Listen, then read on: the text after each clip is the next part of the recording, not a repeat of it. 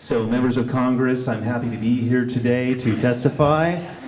Get the fuck back to work. Thank you. Thank you very much. Wow, already, huh? Paul has been drinking a little bit. His name is Drunken Master Paul. I'm just saying. Thought I'd set the tone right out of the gate.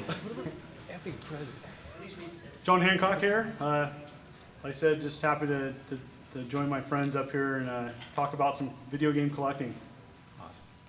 My name's Jason, also known as the Metal Jesus, and my history is I used to work at a company called Sierra back in the 90s, and that's where I met some old school Sierra fans. Awesome. I met Drunken Master Paul there while working at Sierra, and then outside of that, I did some audio production work and some video work at a little recording studio in Seattle, and I've done professional reviews for about most of a decade before I started my YouTube channel. And that's kind of the little bit of history for me, and then collect games, and here I am. So thanks for coming.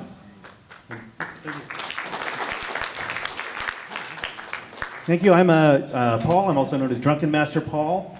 I'm also known as Suspect Number One, but we won't get into that at the moment.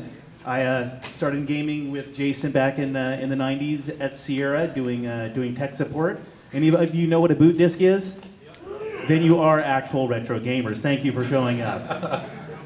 I want to give a shout out to my friend Anton over here in the third row. I just met him today, but he's a cool guy, so I thought I'd just say hi. Yeah, we're trying to embarrass him. Yeah, so I worked at Sierra, then I worked at Wizards of the Coast doing Magic Online, and then did some writing for Interactive Magazine, and now I'm just the silly monkey in the background on a bunch of these guys' videos. So I'm the drunk one, so I will be, for any inappropriateness, you can look at this side of the table. All right. Thank you for that round of indifference. Appreciate that. So I already introduced myself, a little background about me. I've been collecting about 20 years. I started with a users group in Seattle when I moved to Washington about 8 years ago, the Northwest Classic Game Enthusiast, and kind of got involved with the Portland Retro Gaming Expo on the ground level as one of the helpers, organizers, and in 2011, I stepped down to focus on my charity work, Callous Gamers for Kids. And currently, my collection is about 8,000 games and 21 U.S. sets. And I like to help fellow collectors out. And yeah, so let's get going. All right, so who likes to collect video games in here? All right, that's good. You're in the right place. This is not about the Dreamcast 2. I'm sorry. So I'm pretty much here to talk a little bit about growing a collection, and I think, like you said, there's so many aspects to go, and collecting is much more difficult than it is even 10 years ago. And we're here to just talk collecting. We just bounce around a little bit, and I think my number one thing you need to tell yourself is know what is important to you to collect. I'm not here to tell you what's important to collect. Okay, what's important to me may not be important to you. I encourage you to pick something you're passionate about, whether it's, Pong units. Oh, don't collect those. I collect those. But even PC gaming. You might go for loose Game Boy card collecting, or Sega, or in television. It's important to collect what you feel is important, because I think a mistake for some folks is that they collect and they just collect to collect because it might be trendy or something. It's like, well, you'll burn out doing that. Yeah, I also think that just having a passion for what you're collecting is important. I mean, it's what will drive you. It will what get you out there on a Saturday at 7 o'clock in the morning, standing in the rain at a garage sale that you saw on Craigslist that may or may not have any games, but it's important, right? It's very important. Yeah. There's so many options for collecting. The game availability. I mean, does anybody see the diversity out there in our show? We have 50 plus vendors. There's everything is covered: Amiga, PC, Game Boy, SNES, NES, Genesis. There's so many options out there. I encourage, if you're starting collecting, to pick maybe one thing to focus on. Because it can get really overwhelming of like, just where do I start? What do I collect? A good place to start is collect what you remember. What do you remember playing? You at least know it's good then. Seeking out stuff. I started collecting, Atari early on because I grew up with it, and early Nintendo. I didn't think anybody else was collecting when I was collecting. That's how sad. I had Mike Etler's Rarity Guide. Who remembers that? Anybody remember Mike Etler's Rarity Guide? Yep, with the A's and the B's and the rarity list. I thought nobody else was doing what I was doing. Boy, was I wrong. You weren't alone. Oh, I know. You weren't alone, John. Yeah. Now, John, the comment that always comes up, you have 8,000 games, and most of them are complete in the box. And I know you hear this a lot, but are you rich? I mean, how did you do that? Honey, am I rich? No. But people think you are. Yeah, Right? a lot of people think I'm rich or think I have this unlimited income source, and it's so wrong. I'm a social worker by day. I moonlight teaching college intro to game development at Portland Community College. Got the job because of this. They came here looking for someone to talk to a class about video game history, and after speaking at a class 2 or 3 times, I got asked to teach. I'm very thankful for that. It's a great gig. No, I'm not rich. Work very hard for my money. Work 1.5 jobs, and I have a budget. I came here with a budget. Some people laugh. Well, what's your budget? Honestly, I came to this convention with less than probably $300-400 total, and then the rest I have to earn or sell, and that's it. And I don't spend beyond that. I maintain a budget, and I keep a budget because it's very important. Because if I went over budget and went to debt, that's when people really get into trouble. Does your wife come to you to all the conventions, though? I mean, that's the... No. No. Like I said, she's gracious enough to watch her son, and I'm able to come here. But I think it's good to have boundaries, whatever those boundaries are for you, whether it's space, and we'll get into space later. But definitely having a boundary of I'm going to spend X amount because that's what I can afford. It's okay to say I've spent my limit and I'm done. Because if you don't have a limit, that's when you can get into trouble. And people, it happens all the time. People get caught up into the craze. I really want this, but they can't afford it, and they get it, and then they regret it. So if that's the case, then if you are a collector coming to this, and you are going for a complete NES collection, and there are, let's say there's 3 copies of Little Samson or something like that, that's a $600, $700, $800 game, something like that, how do you do that? Well, for me, I don't put a time limit on collecting. That's the number one mistake people do. It's like I'm going to get all the Genesis games in a year. No, you're not. Don't put that time limit on yourself because you're going to burn out. It took me 13 years to complete my Genesis set. I did it little by little over time. If I don't get everything right now, no big deal. There's always next convention. There's always your next yard sale. I'll just collect what I can get at my budget, at things I want. People get really caught up into that, collecting everything, and it just doesn't work that way anymore. I'm sorry, and I think you'll enjoy your stuff if you pace yourself because it's more of a hobby.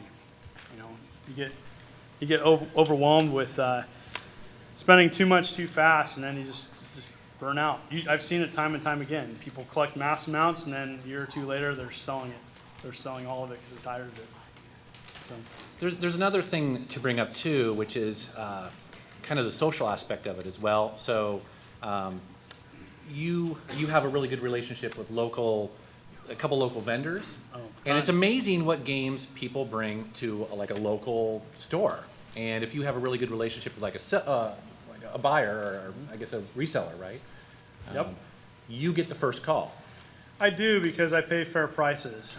If something's cheap, and I never ask, if someone says I want this amount, I never try to lowball them. Now, if they're saying make an offer, I hate that.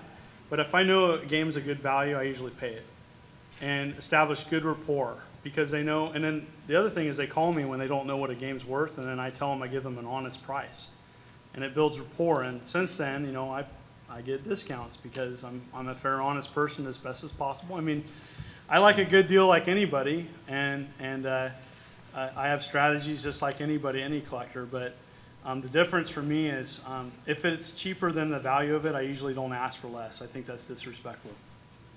Well, something I've noticed is that I'm kind of on the outside of this because I don't really collect. I just hang out with guys that do, which is awesome because I can keep my collection in their garage. It saves a lot of time and money and space. But for me, anything that I've been collecting, over my life. For me, it's the thrill of the chase. Oh, yeah. It's not only, I mean, anybody who has a lot of money can finish their NES collection tomorrow, just go and write a big check. And for me, it's a social aspect. You're hanging out with people like you who love the game, are passionate about it, but there's just something really cool about you. Say, I got, you know, Barney's childhood dreamscape game. You know, oh, where'd you get that? You know, that's worth $50 on eBay. Well, actually, you know, I found it at a garage sale for 50 cents.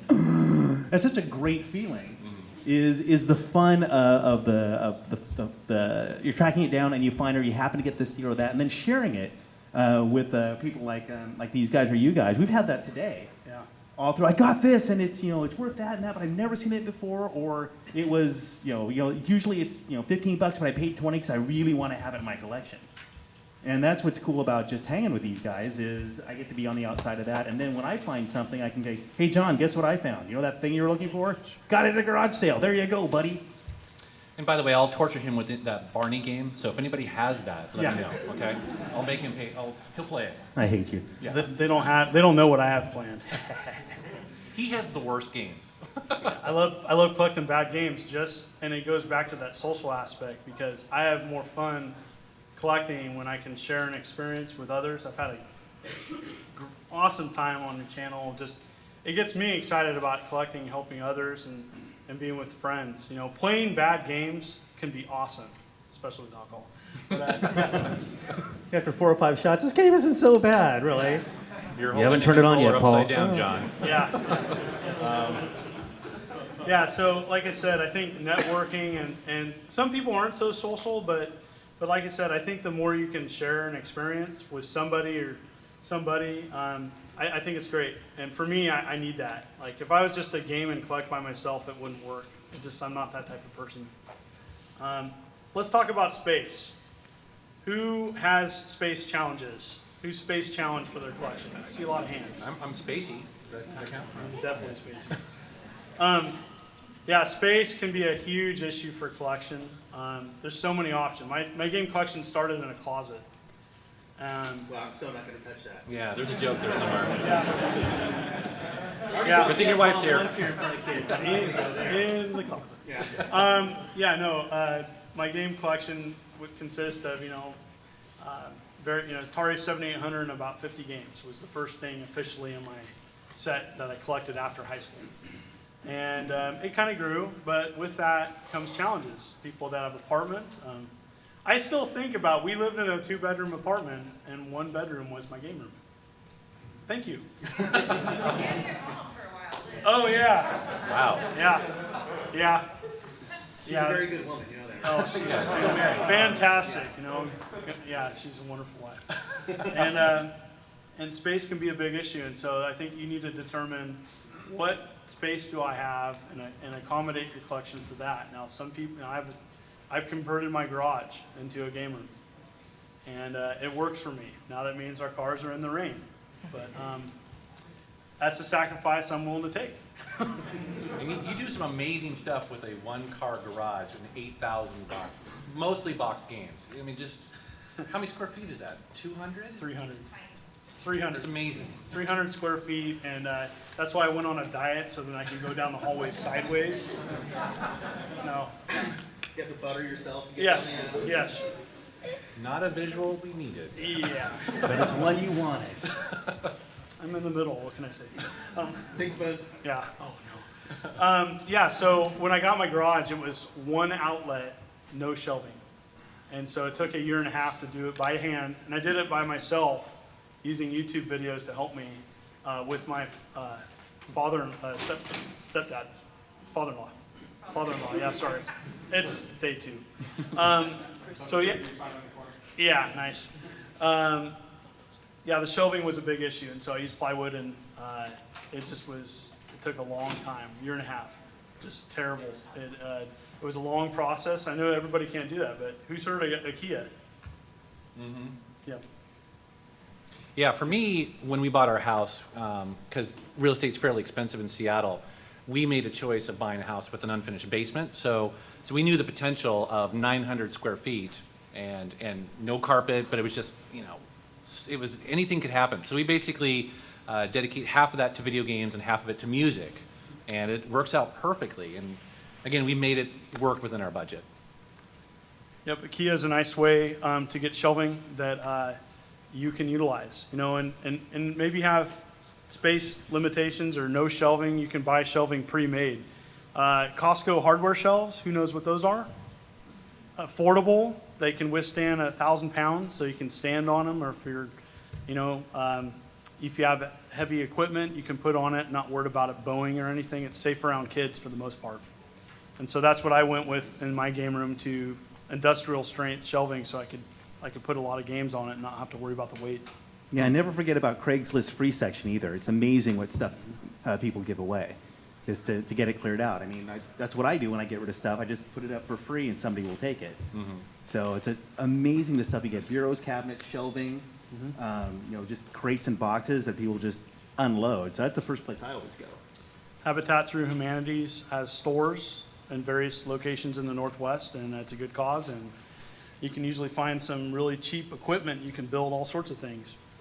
If you don't have, I'm terrible as a carpenter or someone, so I network with people that are, you know, electrical people, or, you know, if you don't know how to do it yourself, you can network and find people that are willing to help you, especially for like a game room. You usually can get help to do something with that. Paul works for beer, and he's good with hand, you know, tools and stuff. Yes. So Oh yeah, keep that in work mind. with beer too. Beer and belt sanders, that's the way to go, guys.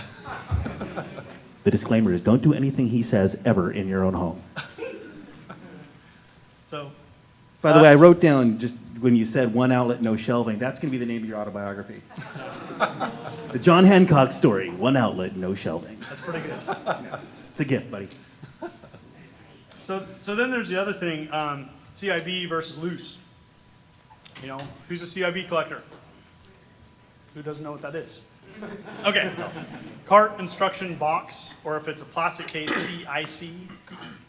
This is where it gets nutty, by the Yeah. way. So there's people that, such as myself, that prefer the collection to have original packaging. It's more expensive. You want to save money? Go loose. Make your own packaging. Have it in a universal game case. Have it. You can cut down costs. Like for Atari, I go for the rare stuff. Like today, I got Chase the Chuck Wagon and Texas Chainsaw Massacre loose. There's no way I could afford them boxed, let alone find them. But I found them loose because I don't care. I'm out of space anyways in my game room, so the Atari card takes up that much space. But I mean, it's a big thing to consider, and it's a good way to save a lot of money. Is just go loose cart. A lot of people in 64 collecting go loose cart because it's, you know, a third of the cost. Now, when you say complete in box, you know, there's a box, there's a manual, but there's also that extra stuff, like the All the Nintendo goodies. warnings Yeah, and the all that goodies. sort of stuff. So is that included? Do you stop there, or what does that mean? Well, I mean, I'm pretty obsessive, but I stop somewhere. And for me, I don't have to have all the goodies of every game to be complete. Like some people, they have to have everything, but I'm like, well, I'm not going to pay like $100 for a warranty card of a certain game. Some people will. I don't have the money, and I don't care. Like so, and that's the two things for that. Like if I have the original box and instruction and cart, and it's an X rental, and it's a little beat up, and I can save a lot of money because it's got one corner that's dinged, sign me up. Yeah, but the thing I love about you is that you will eventually replace that, won't you? Yeah. Because that drives you crazy. It does. It does if I can get a deal on it. But Yeah. if that deal never comes, like a good example, I got Panic Restaurant today, box and manual. Previous rental, manual is about a 7 out of 10. It was affordable. It was within my budget. I spent a portion of my game budget today on that box. And, you know, I'm about 100 boxes away from my Nintendo set, but I know that that's probably the main box that I'll get at this show. And when my money's out, I'm done. But it's a choice, right? Many people would say, oh, the $200 you spend on a box and manual, I can get, you know, 20 games for that. I'll do that instead. Good. There's no right or wrong. It's like just a choice. So. So, John, what's your favorite way of finding games? I love not knowing what I'm going to find. Like, example, I prefer to come to conventions to get games because it's cheaper. You can see a game in person, you can touch it, you don't have to pay shipping. Even if you want to test it, you can go to the free play area and test it. Usually they're cool with that.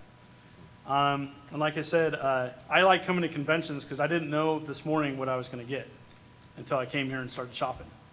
And there's so many options. There's thousands of games out there. I mean, that's the whole reason I got involved in the first place. I was having a harder time getting games in the wild. Have them come to me, and help with this, help, with others. I, like I said, I was just one of many people to get this stuff going. And I'm no longer on the organizational board of Ludwig here. This year is just fantastic to get this many vendors together and the thousands of games and systems. Wonderful. Do you still garage sale and do that stuff on Saturdays? So honestly, I've cut way down because I have a local game store in town who calls me every day and says, "Hey, I got this in. I think you need it." And so I've established that. I'm also at a point where I'm not having to constantly add stuff to my collection. I'm more selective at a point where I'm at. I've climbed every mountain and accomplished every goal for my collection that I've ever wanted to do. Everything else is like gravy, There's a potential I might be flown to the East Coast to speak about video game collecting. I would have laughed at you 10 years ago if someone told me I was going to do that. I would just sort of, yeah, right. I was the new guy in town. So, anyways, yeah, I mean, I've slowed down because gas is expensive. When I was collecting, it was a dollar a gallon to drive. And now, what, $3.50? God, you're old. Yeah. Yeah. But I mean, it's much harder these days. So, yeah, it's just a choice. I do hunt. I do it, but I do it more seasonal. I don't do it all the time. Thrift stores have gotten pretty brutal with their pricing. I protest a lot of the prices because if I buy it, I'm actually saying I'm okay with your pricing. I'm not okay with your pricing, and so I therefore do not contribute my money to it. I'd rather buy it from a collector and give them the bonus of finding a true collection piece. So, It's tough going to garage sales too. I love doing that in the Seattle when it's nice out. But to give you an idea, and I'm sure a lot of you have experienced this. I went to an estate sale yesterday morning on a Friday. I'm thinking nobody's going to be there, right? And I went there because the ad said on Craigslist everything $1 or less, and it had listed in there old Atari machine and old Nintendo machine. I'm like, they don't know what the hell they got, right? That's perfect. I go to the estate sale, and everything was $1 except for the video games. I was like, oh God. So disappointing. I don't know. I just want to share that. It's tough. It's tough out there. Well, they don't realize, you're telling me this yesterday, they don't realize that that might have been like $30 new or whatever, but now it isn't worth it. Yeah, what they did is they basically were going on eBay and they had PlayStation 1 for $50. And I was like, well, maybe if it was in the box, but this was thrown in a box and it was dirty and, so they're going on eBay to try to get their prices. And no. we'll do a couple questions in a second. I was just going to add that if someone's wanting eBay price, I usually say, well, then you can sell it on eBay and you can pay the fees for that. This is what I'm willing to pay. If you want more than that, then you can sell it. And I try to be nice about it. People all over the place. A lot of people that contact me, they're selling it because they need money for rent or various needs, and I respect that. I'm not afraid to tell them, brutally honest, it's not worth that. You can try selling it at that. I wish you luck. When you can't sell it, I offer this, and you can give me a call. And sometimes I call because they know I'm right. So, I try to be nice about it. Sometimes people don't want to listen to the truth. They're desperate, and they need money, and they need X amount of money, and I understand that, but I'm still going to tell them the truth. So John, you get this 8,000 games. So what do you do at that point? Do you play? Do you play these games? How does that work out? How do you sort of appreciate your collection? I made a monthly club to appreciate my gaming, and so I take stuff out of my collection on a monthly basis, and I've done it for the last 2 years. And we have themes every month, and I have it at a local store, Classics and Oddities, which we're about ready to thank them for that because we're gonna do some questions. Yeah, we're gonna give out games for questions here. Yep, and Wow, but yeah. You guys went all strange love there all of a second. I'm glad you guys got that reference. Only like the 5 people in the back. Access And you to call 9. John old, okay? Access to 9. Access to 9. So yeah, I game as much as I can. I game the new, I game the old. Of course, I don't play all my 8,000 games. I game what I can. on a time limit. I believe in balance. I balance my time with my family, my job, and my hobby. And you let me come over and shoot video, which Yeah. is really cool. So, Yep, and rearrange my rare games when I'm not there. And still beer in your game room. Yeah. yeah. Yeah, you had to bring that up. Notice I haven't been back there since that episode. You know, Reason for that. I have to tell on John is that recently he let me come over and stay the night, and we created a Super Nintendo Hidden Gem series, right?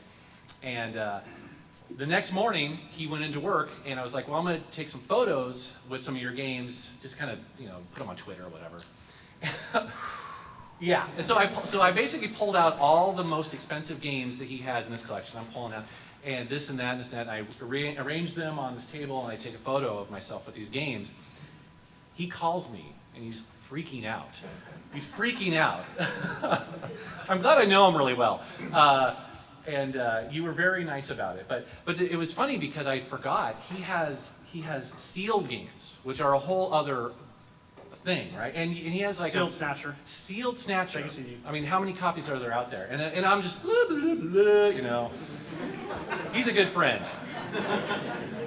Yep, it was okay with me. I was appreciating him, right? All right. You invited me to the panel. Yep.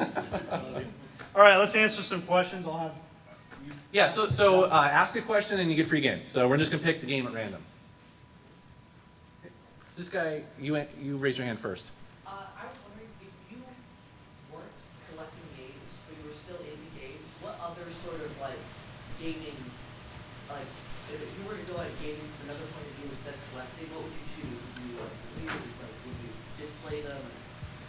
Oh, I was gonna say emulation comes to mind, you know, and I actually really appreciate emulation on many levels. For one, it lets you try out games for free, you know, and you can try out a $500 game, and it's not gonna, you know, there's no commitment there. So I really appreciate that. I also use emulation for video capture. Sometimes that's way easier than trying to you know, crack open this $500 game to play it just to get video. So I use it quite a bit, and not only that, it doesn't use any space. So there is a little bit of a sort of legality issue there, though. You know, technically you don't own the game. It's my understanding you're really only supposed to have a ROM if you own the physical copy of it. So it's a bit of a gray area. The other thing about emulation that I really like too is that it allows you to play old PC games, and I do that a lot. It's way easier to get an old PC game to work in DOSBox than it is to crack open the floppy drive and hope those you know 5 1/4 discs work. So Boot disc. so that's my answer to that. Sometimes it's very convenient and takes no space. my answer would be ROM preservation. Mm-hmm. Yeah, I would be like several people online that they don't have a collection, but they have a virtual collection. They want to have every version of that game preserved forever. I would go that route, or reviewing. I would just focus on playing the emulated game and then writing a review about it and giving it a grade. I'm so glad there's other people to do that, so I can collect. So, it's, come on up. Come on up. There you go. Street Fighter 2. Yeah. Hopefully you like it.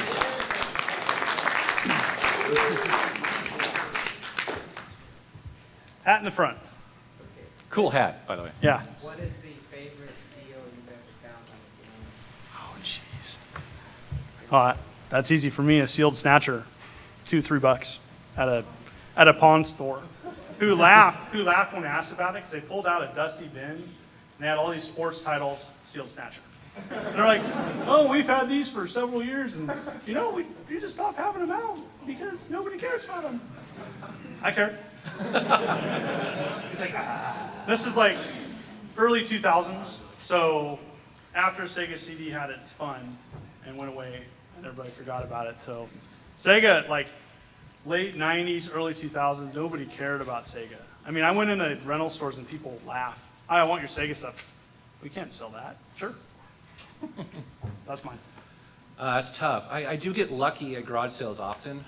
Nothing quite like that, but finding it's the gold Pokemon New York edition of the Game Boy Advance at a garage sale for $1 was a pretty fun find. Earthworm Jim on Sega CD at a Valley Village in Seattle. I think I paid $2.99 for it, and that's a, gosh, what is it, $60 or $90 game now.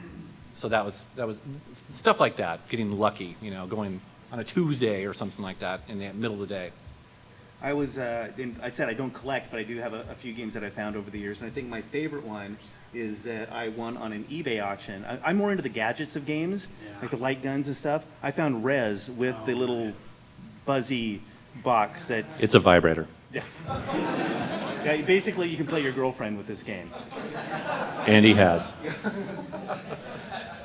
My wife is awesome. So I found that, yeah, I won an eBay auction for that for like $15. And I don't think you can even find them anymore. And it wasn't PAL, because usually you find them, it's a PAL edition, because it's a Japanese game. Mm-hmm. Such a Japanese game. But I found it on NTSC. Awesome. All right, so you come on up. Want to pick the next? Sure. There you go, wrestling game. There you go. Super WrestleMania. Keep your hat on. Thank you, Classics and Oddities. I'm going to go to the cheap seats. Way back there, the guy with the, is that the FTI hat? Oh, yeah. Yeah.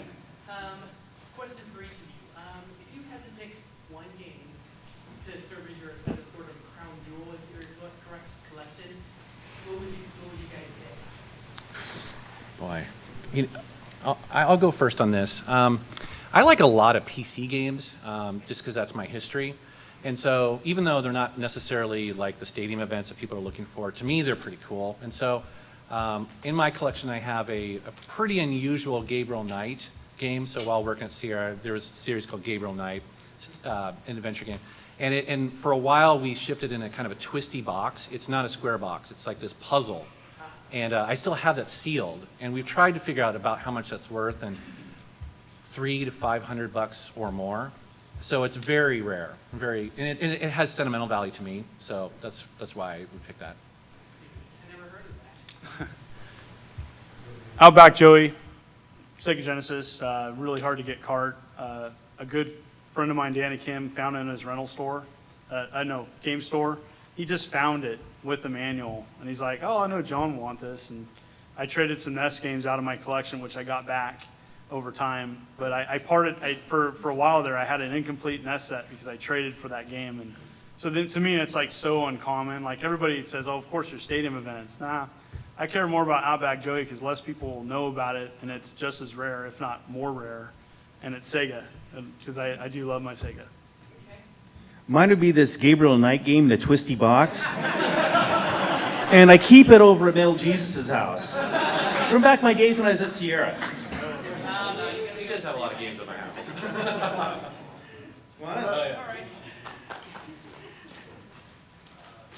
We're supposed to just pick them randomly, huh? Oh, yeah. All right. Yeah. Okay, so this is a two-pack here, because we have some musics as well, and so I'm into music. So one of the greatest arcade racing games of all time, Burnout 3, Takedown, and Journey Escape. I'd like to thank Metal Jesus for contributing the games as well as Classics and Oddities. A good friend of mine, he helped contribute some games and the music CDs. So thank you, and thank you for being here. For just being here. And That's right. Yeah. I'm the pretty one. All right, my turn. Charles. Wow, Oh, talking wow. boiling that is a down to question. the purity of the... And the answer? No.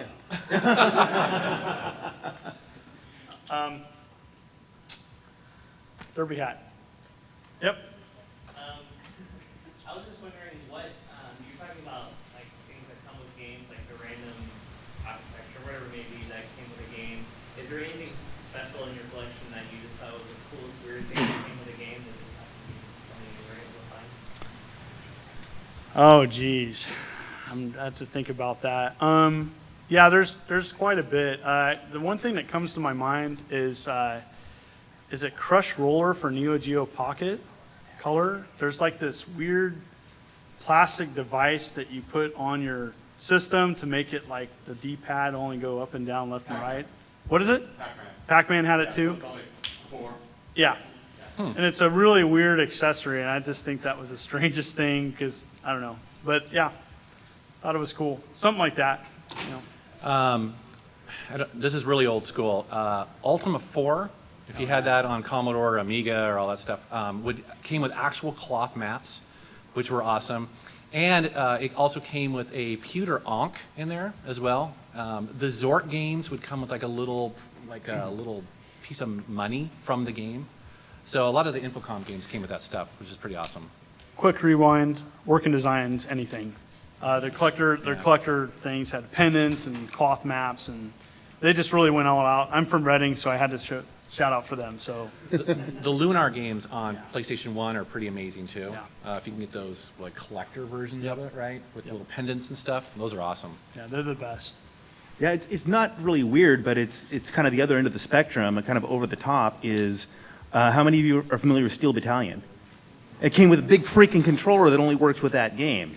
I mean, we had this conversation earlier, if they'd made that so it would work with other games, it'd been, really cool. We could use, like, doing a flight sim or another, tank game with that. But, I mean, if you think about it, it's just an accessory that came with that game. Mm-hmm. So, I mean, you get the little stuff in the box, that was just that massive, massive controller. Yeah. Steel Battalion wins. Come on up. Yeah, that wins. I agree. Yeah. So should I pick the next one? Sure. Okay. I got to pick the guy in the front because he has the best hair ever in the free world. Can't imagine why I would choose him. But, it's not my hair, dude. Rocking hair. What's your favorite game store in the Seattle area? Favorite game store in the Seattle area? Oh boy, some of the vendors are here and they're my friends, so. They all win. Yeah. Gosh. Put him on the spot, man. We're very lucky in the Seattle area to have amazing game stores, I will say. Because Pink Gorilla, frankly, is awesome, especially if you're into import games. And also the way they take care of them is amazing. They're all clean, they're in packages, they don't get dusty. And there's 4 locations, so they get a ton of great stuff. But I also really like Game Gurus because it has a little bit more of a thrift store kind of vibe to it. And if you like to get down in the bins and kind of try to find stuff that people have overlooked, Game Gurus is awesome. And then Another Castle, Oh, yeah. frankly, is an amazing store because not only do they have great games, but they have a massive arcade machine in there. I'm sorry, arcade built out with all these machines in there. And so we're lucky that way, And there's a couple others too that I haven't mentioned. I like them all. Sometimes I literally just drive around and try to hit them all within like a weekend. All right. All right, my turn. Yes, sir. One of Drunken Master Paul's favorite games, Crimson Crimson Skies. Oh, yeah. He loves that game. How many times have you played that game? Well, how many of you have played Crimson Skies? Okay, the money system, if you do races and everything that you get, that mean really nothing once you've upgraded all the planes. I played it so many times, I have $700,000. Yeah, I know, right? You're like Rain Man with that game. Nice. Kmart. Sorry. So what do you guys use for pricing? Kind of figure out judge what. Great question. Yeah, good question. I'll start. I typically do completed eBay auctions that started at $1 off multiple auctions and checking the bidding history to make sure it's not been manipulated, which it's manipulated all the time. So I don't ever use Amazon. I don't ever use video game price charts. Free market, dollar starting bid, no reserve, multiple auctions if possible. And then that's how I base what I offer typically on something. And if there's just something that had to buy it now and it sold for that, I never use that because it's easily manipulated. That's just me. That's a way better answer than mine. I usually start at a site called, pricecharting.com, or I'll look at a bunch of different sites like that just to get an idea. Is this a $100 game? Is it a $5 game? I kind of want to know just the range and the idea. Because games go up and games go down. Yeah. And it doesn't keep going up and up and up and up. Stuff fluctuates. There's games that do that all the time, and anybody that tells you differently is not telling you the truth. Well, when I buy stuff, it's usually to add to Metal Jesus collection. And I kind of start with like $20 is where I really start thinking about, do I want to spend this money? And whether it's, starts becoming collectible. But anything like from 0 to 20, I kind of base it on the other end of the spectrum is how happy will this make me to have in my collection? I mean, if I see something and it's $20, but I really want it, I couldn't give a monkey what it's worth because I'm never gonna sell it. I mean, I could buy a game right now for $5, and in 10 years it's worth 5,000. Okay, 5,000 is a bad example. I'd sell that sucker, but. But say it's one I really love and it's in great shape, it's in my collection for $500. It can be worth $500 till the day I die, but it means nothing, so I'll never sell it. And I think John's that way with a lot of his games. His stuff is worth 18 million quatlus, but he'll never ever sell it. So that's really, it's fun to say, but it's irrelevant. Yeah. So where I start is how much happy. Is this $5 worth of happy? Is this $10 worth of happy? Is it, like, for example, the Halo 2600 I bought today. Yeah. I've been looking for one of those forever, and they had $40 on it. The price made no difference to me. I would have dropped $100 on that. Don't tell them I said that. But just because I really wanted it. So that's $40 worth of happy. There, mine, gimme.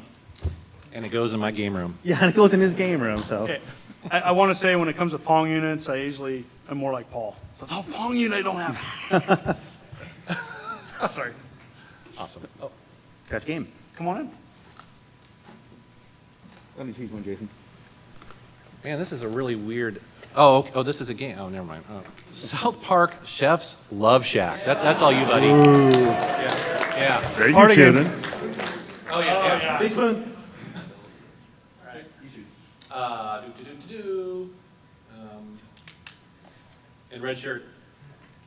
So how's the building going for P44's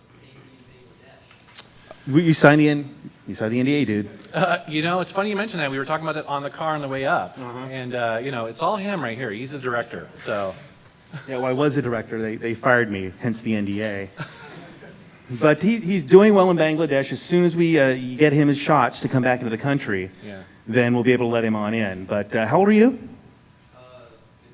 15. Then you're going to have to wait a while before you can see Pete Dorfor banging in Bangladesh. You can't unsee it. Yeah. BitTorrent, dude. BitTorrent. I heard him. Lady in the second row?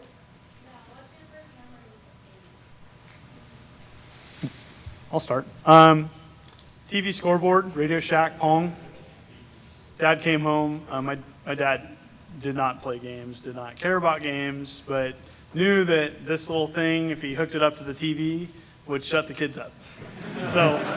So me and my brother, who's familiar with the Radio Shack TV scoreboard Pong unit? Okay, a couple of the older folks here.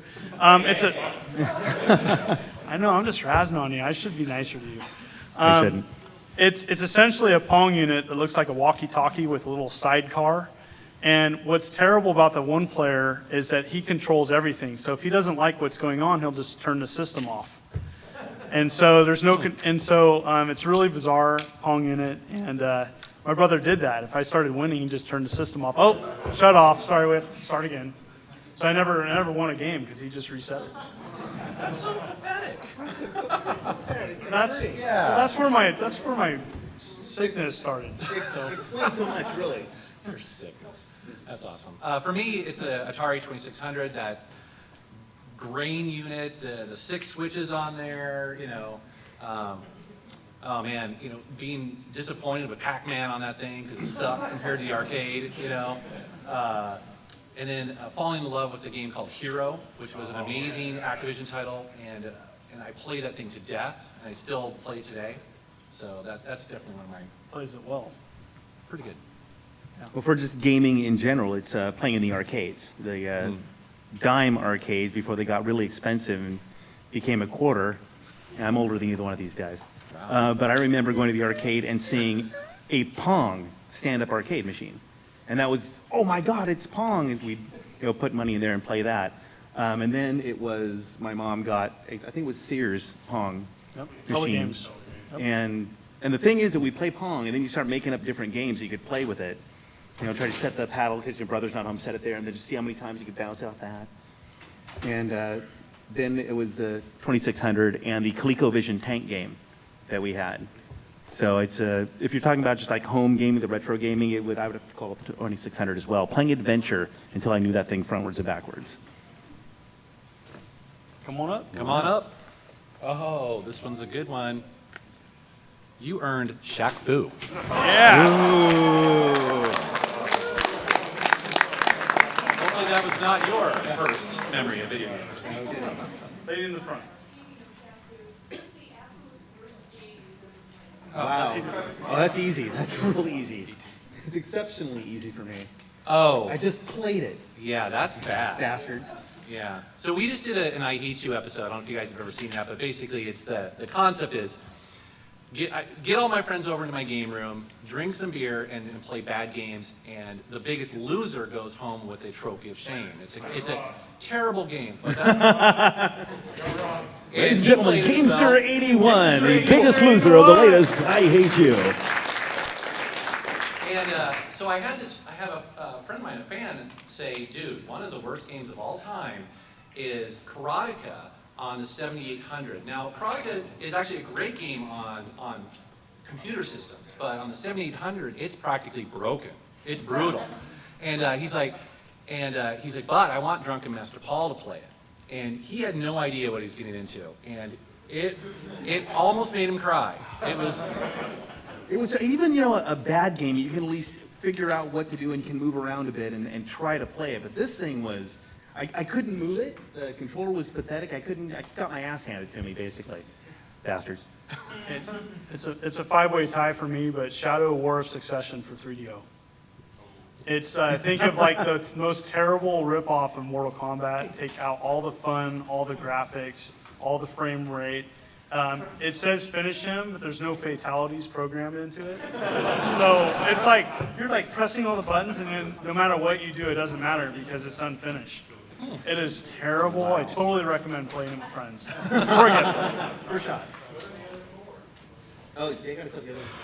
Deadly Towers, Drake of the 99 Dragons, Sorcerer, it's a Mythicon game, and gosh, I have to say, for some reason, I keep going back to this.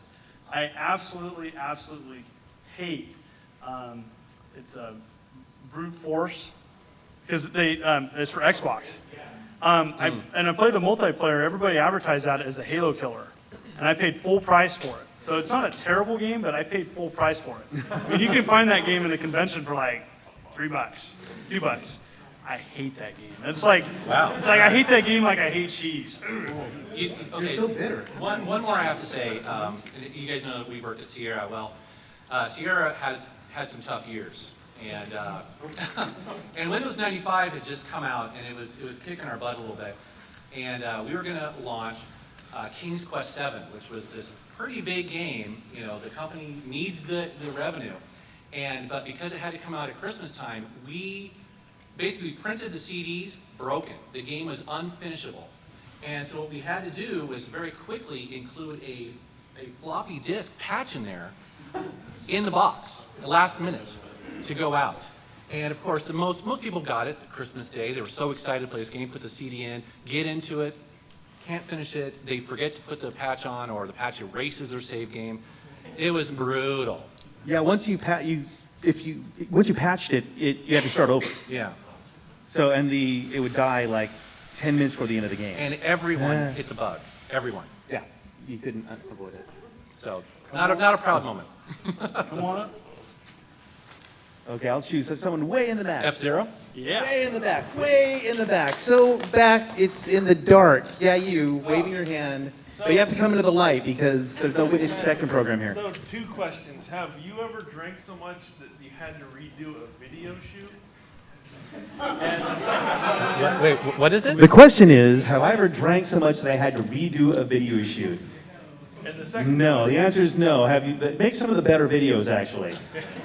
Yeah, actually, I love your stuff, actually. And the second question is, I just was talking to John earlier, and he had this really awesome DVD collection of his collection. Do you guys ever plan on releasing like a DVD pack of like your videos? Like so someone can just pop it in and watch like an archive of all your videos? Want me to fill this one? It's something that I've considered. I have now like almost 200 videos, so it'd be hard to put that on. It would be a fairly large collection. But Paul actually had a really interesting point, and that is that you've bought some collections. Yeah, it's interesting. You guys ever watch either Strong Bad when it was streaming or Ask a Ninja? Okay, I would follow them religiously until they put out DVDs. Because Ice Cream Ninja put out a DVD, I got that, and then I would watch them beginning and end. I never watched the podcast ever again because I got lazy. Well, I'll just wait for the next DVD. And it was the same with Strong Bad. Is I used to watch them the moment they come out, I'd watch them. It's funny, you know, Trogdor and Burninator. And but once the DVDs came out, I lost interest in the podcasts. And I just feel like if we did that with the Metal Jesus videos or mine, that the viewership would go down because people just wait for the DVDs. I mean, honestly, how many of you watch series now, or stop watching series because they'll all come out on Netflix, or I'll get them on the DVD and watch them all in one drunken haze one weekend.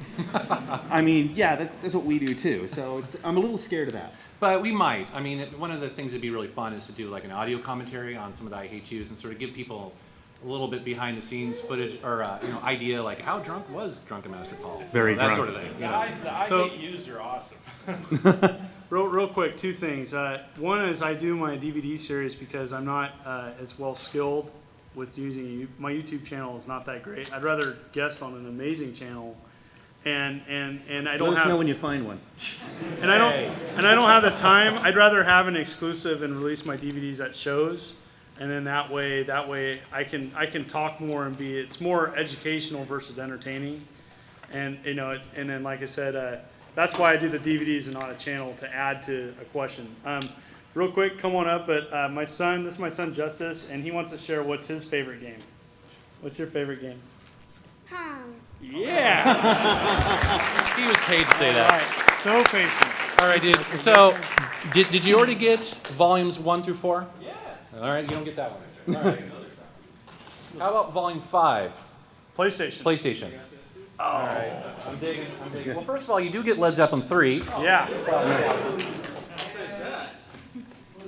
Let's see here. Twisted Metal 2. There you go. Yeah. All right, nice. Thank you, sir. No worries. Thank you very much. I've been too drunk to shoot a video. Only got about 5 more minutes. I may have blacked out, but they would have still kept shooting video, dude. I hate these guys. All right.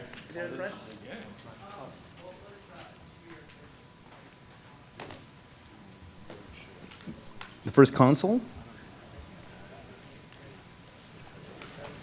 Oh, console. What's your first system? Well, mine, if you don't count the Pong, it'd be the Atari 2600.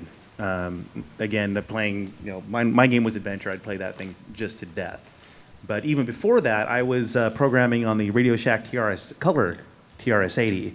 Actually, I made a game all on my own, programming in BASIC. It was a silly little game that was a pixel that would just go across the screen, and then I programmed it so other pixels would light up around it. And the idea was that this was a World War I biplane going across no man's land, and the anti-aircraft were trying to take it down. And they would give you the odds on whether it would make it, and you could bet money. 1 pixel, and in my mind, it was a biplane, the Red Baron flying across. So we've come a long way. That wasn't even 8-bit. That's 1-bit gaming. So you drank as a child? NyQuil. Yeah, and TV scoreboard / Atari 2600 for true console. So. And then, as I mentioned before, the Atari 2600, and then I got a Commodore, which was most of my 80s, and then working at Sierra, it was PC gaming through the 90s, and then I skipped all that stuff, and I picked up a PlayStation 2, and that's when I got back into console gaming. And now I'm kind of going backwards and getting all the consoles I missed. So. We have to wrap this up. I'm terribly sorry we're over time. But I want to say expand your knowledge and pretty much check out their channels. They got some fantastic entertainment and knowledge. It's been an honor being on their channel. I'll continue to do so as long as they can tolerate me. And I do a collection series of how to collect video games. Just check me out from the booth. And I really appreciate everybody coming to this panel. Yeah, Thank you. thanks for coming. I'm Metal Jesus, and check me out on YouTube. Metal Jesus Rocks. Drunken Master Paul, thanks, guys. Thank you for coming.